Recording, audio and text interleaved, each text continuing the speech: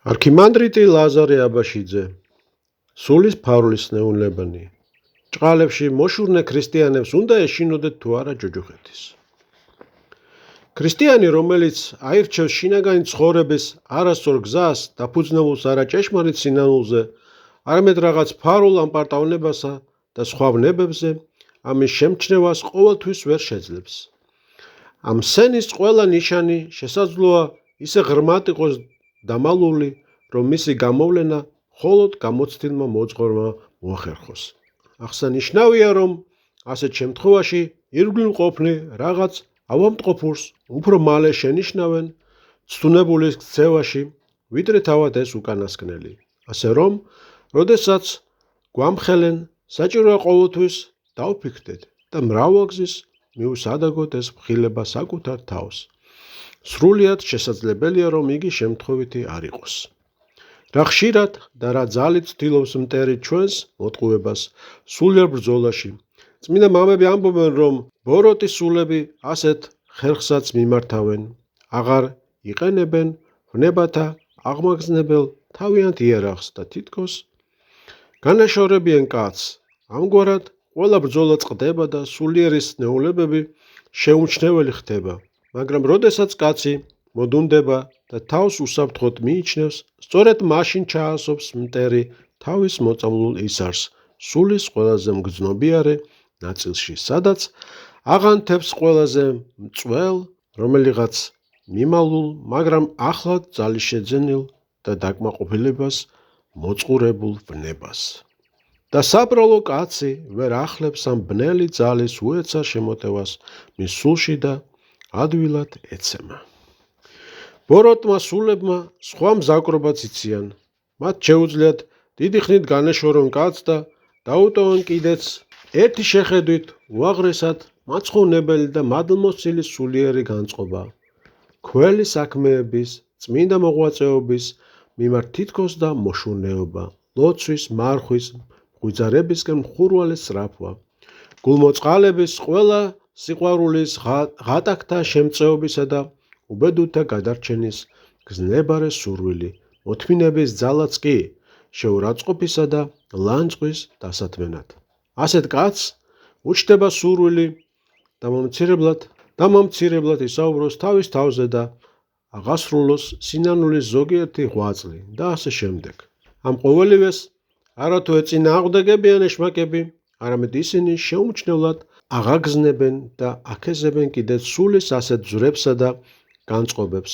ყოველივე ამასთან ერთად, ბოროტის სულები ოსტატურად მოქმედებენ ჩვენს ცუდმედიდობაზე და ჩვენი ამპარტავნების კერპისათვის თავიანთი გუნდრუკის კმევას განაგრძნობენ. გულის სიღრმეში თითქოს ეშმაკები უკუიქცნენ, მაგრამ არა, ისინი ყურადღებით გვითვალთვალებენ, რომ ამპარტავნების ცეცხლი არ ჩაქრეს ჩვენს სულში.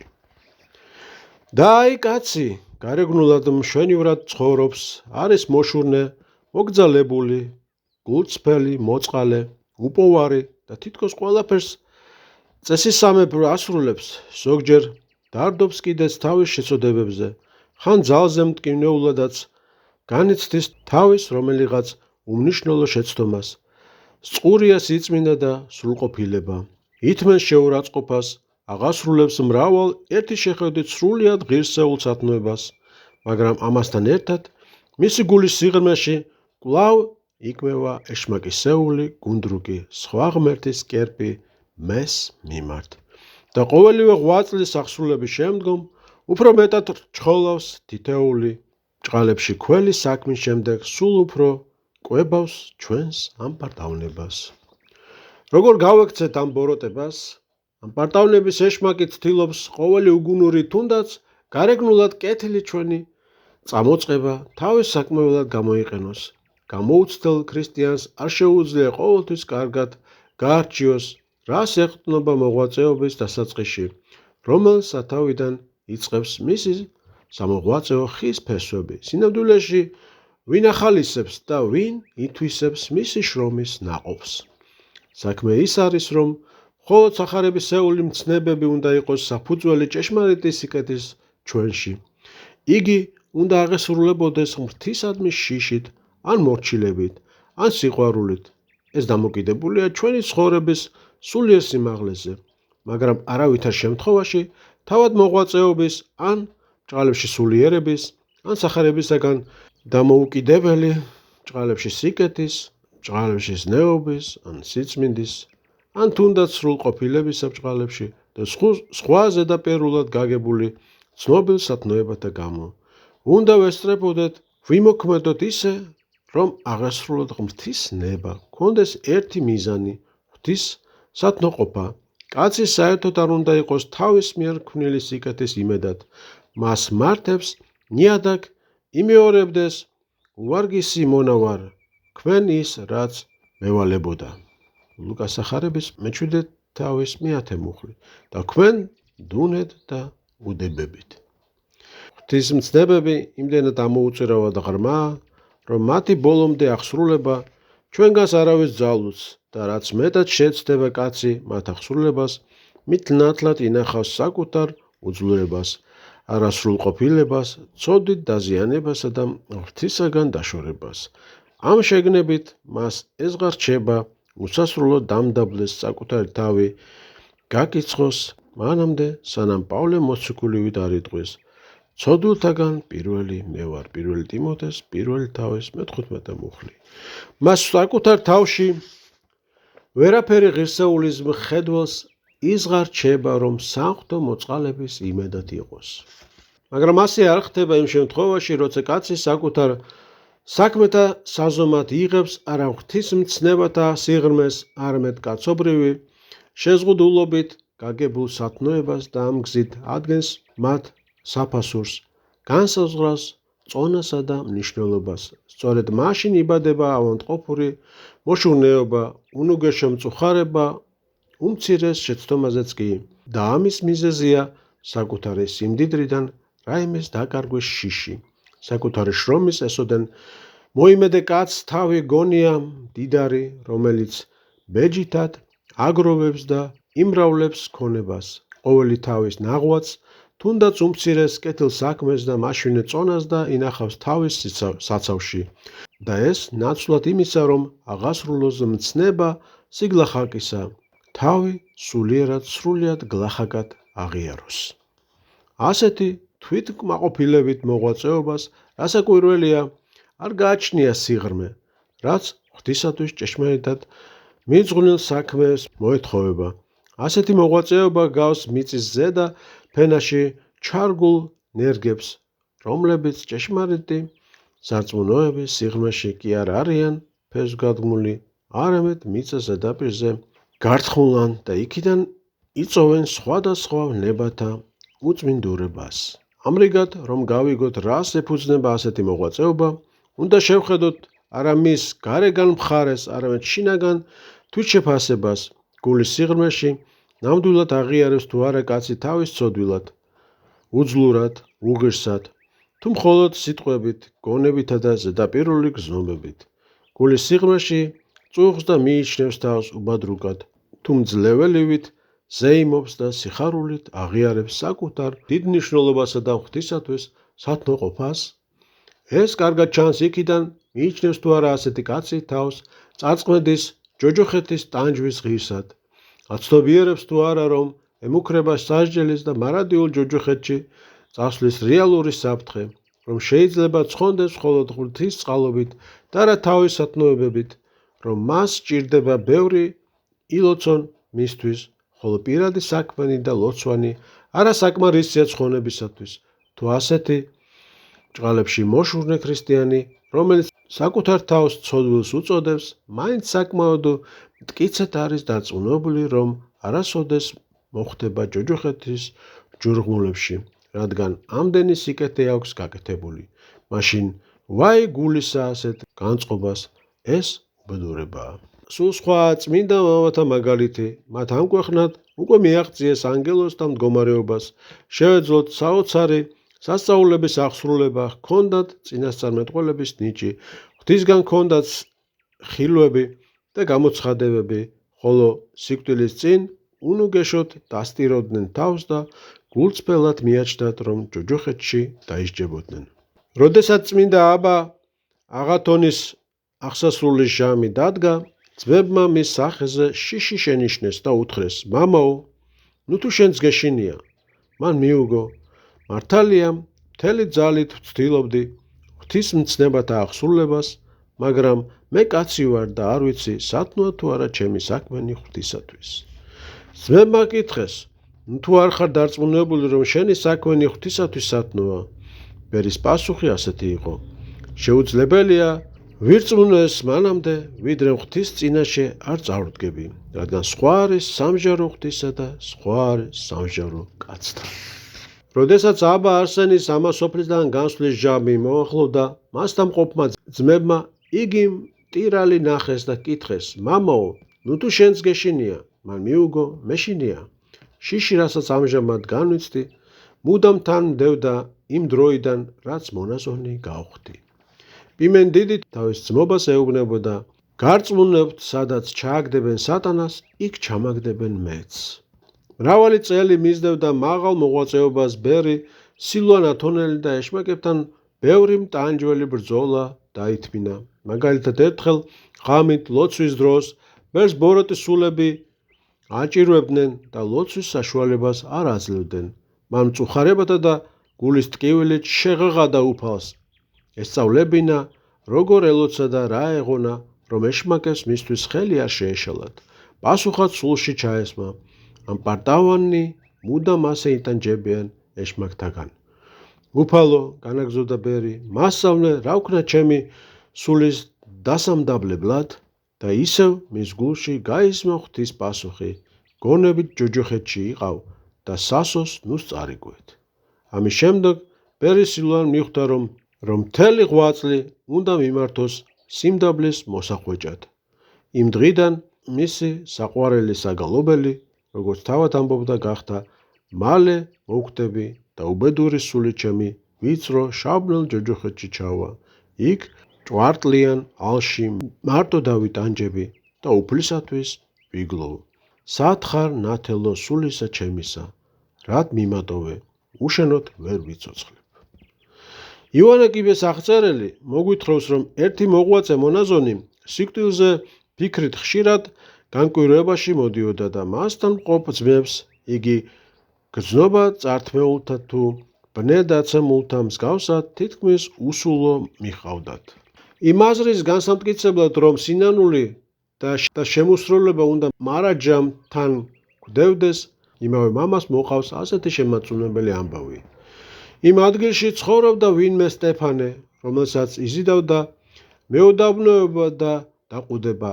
მან მრავალი წელი გაატარა სამონაზვნო მოღვაწეობაში და შემკული იყო სხვადასხვა სათნოებებით, განსაკუთრებით მარხვითა და ცრემლით. ეს მამა განდეგილთა სამყოფელში განვიდა უმკაცრესი მოღვაწეობისა და უაღრესი სინანულისათვის და უკაცრიელ უდაბნოში გაატარა რამდენიმე წელი. აღსასრულის წინ დაბრუნდა თავის სენაკში.